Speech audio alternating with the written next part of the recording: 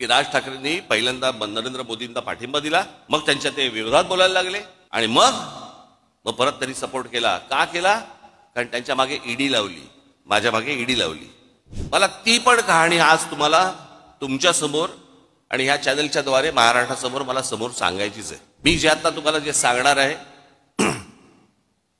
इथे समोर महाराजांचा पुतळा आहे. त्याच्या समोर मी जे सांगीन ते शपथपूर्वक सांगीन की राज ठाकरेंनी पहिल्यांदा नरेंद्र मोदींना पाठिंबा दिला, मग त्यांच्या ते विरोधात बोलायला लागले आणि मग परत त्यांनी सपोर्ट केला. का केला? कारण त्यांच्या मागे ईडी लावली, माझ्या मागे ईडी लावली.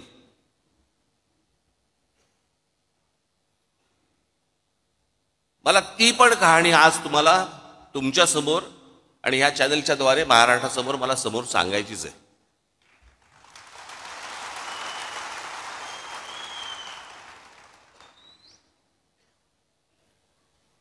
मी जे आता तुम्हाला जे सांगणार आहे,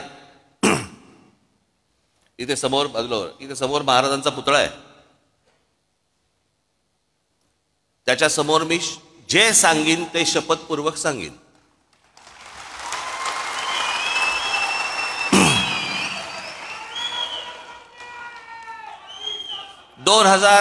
साधारणपणे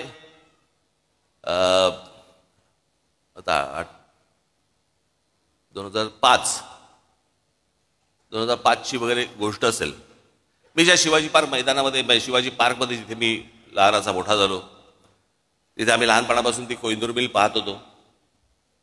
काही नाही, येता जाता ती डोळ्यासमोर यायची. एके दिवशी, ही 2005 ची गोष्ट, वर्तमानपत्रामध्ये मी बातमी वाचली.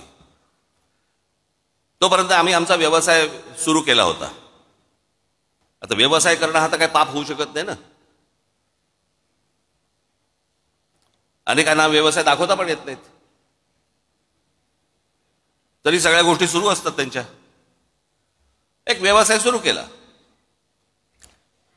वर्तमानपत्र सकाळी वाचत असताना वर्तमानपत्रामध्ये एक बातमी दिसली मला. NTSCच्या सगळ्या मिल्स, NTSCच्या केंद्र सरकारने सुप्रीम कोर्टाने निर्णय दिलाय की या NTSCच्या मिल्स काढा आणि जे काही कामगारांचे इतक्या वर्षांचे पगार होते ते देऊन टाका. आपली बातमी वाचत होतो. बातम्या वाचता वाचता त्या सगळ्या मेलमध्ये एक कोइंदूर मिल होती. म्हणून मी आमचे जे पार्टनर होते त्यांना मी फोन केला. म्हटलं, अरे असं समोर काहीतरी येते कोइंदूर मिलचं. त्यांनी मला सांगितलं, पण हे ते प्रकरण खूप मोठं आहे. म्हटलं, हो, मला मान्य, मला खूप मोठं आहे. काय आहे, एकदा चेक तर करू. म्हणून आमचे एक दुसरे सहकारी होते, त्यांना मी फोन केला, त्यांना बोलून घेतलं. म्हटलं, जरा बसून बघा काय होतंय. मग त्यांनी सगळी आकडेवारी केली वगैरे वगैरे. ते बोलले, आपण टेंडर भरून टाकू. पण ते सगळं गणित केलं, टेंडर भरून टाकलं. एके दिवशी त्या माझ्या सहकार्याचा, माझे पार्टनर होते, त्यांचा घाबरत फोन आला सकाळी.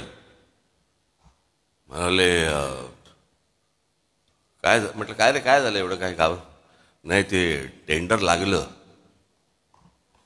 म्हटलं, मग घाबरतो कशाला?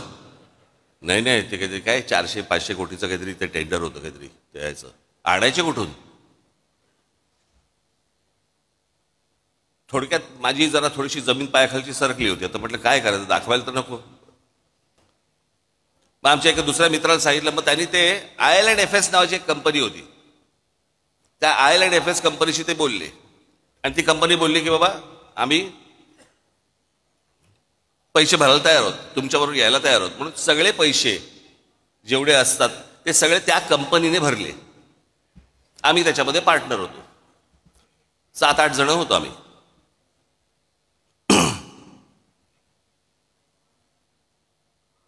झालं सगळं सुरू. परत त्याला ब्रेक आला. परत ती केस काहीतरी कोर्टामध्ये गेली आणि सगळ्या परत मिल त्या अडकल्या. परत त्याच्यामधनं 1 वर्ष 1.5 वर्ष गेलं आणि मग त्याच्यानंतर ते सगळं परत 1.5 वर्षांचं सुरू झालं.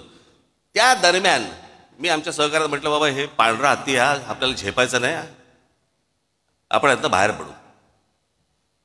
मग माझ्याबरोबरचे अनेक जे काही माझे पार्टनर जे होते ते बोलले की आपण नाही, आपल्याला हे झेपणं नाही, काम नाही आपलं, आपण आपल्याला बाहेर पडू. म्हणून आम्ही आमचा स्टेक घेऊन बाहेर पडलो. आमचा स्टेक त्याला दिला आणि त्याचे पैसे घेऊन आम्ही बाहेर पडलो. ही गोष्ट आहे मला असं वाटतं 8ची. त्याच्यानंतर आमचा विषय संपला. ज्या दिवशी मला ती ईडीची नोटीस आली, मला प्रश्न पडला कसली ईडीची नोटीस, काय आहे काय. मग आम्ही जेव्हा बघितलं त्यात विषय होता कोहिनूरचा. म्हटलं आपला काय संबंध याच्याशी आता. मग मला तिकडे बोलवते माणसं मलाशी काय बोलवते हेच मला समजेना, की त्यांच्याकडनं तुम्हाला पैसे आले पण तुम्ही त्यांचे पैसे काय, मला काय कळत नव्हतं. म्हटलं काय झालं. बरं जे पैसे आले त्याच्यावरती आम्ही टॅक्स भरला, टॅक्स भरून तो गेला, सगळ्यांनीच टॅक्स भरला आणि तो गेला. ती जी कंपनी होती त्याच्यामध्ये टॅक्स भरला, त्या कंपनीने तिकडे टॅक्स भरला, त्यातनं आम्ही बाहेर पडलो. मला ज्या वेळेला ती गोष्ट आली त्यावेळेला मी जेव्हा इन्क्वायरी केली, आमच्या सीएला बोलवलं. म्हटलं काय नेमकं काय झालं सांग मला. तो बोलला तुमच्यातला एक जो पार्टनर आहे, तुम्ही जो टॅक्स भरलात त्या कंपनीत, त्या पार्टनरने तो टॅक्स इन्कम टॅक्सला भरलाच नाही, तो ते पैसे तुमचे बाहेरच्या बाहेर वापरले. म्हटलं मग आता काय करायचं. म्हणे आता परत टॅक्स भरायला लागेल.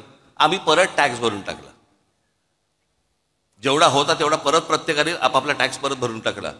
कोण जाईल झंझटीत. विषय संपला. आता एवढ्याशा गोष्टीसाठी राज ठाकरे ईडीला घाबरला आणि मोदींची स्तुती करायला लागला. मला काय देणं घेणं त्या गोष्टींशी. माझ्या डोक्यावरती तलवारी घेऊन नाही मी फिरत.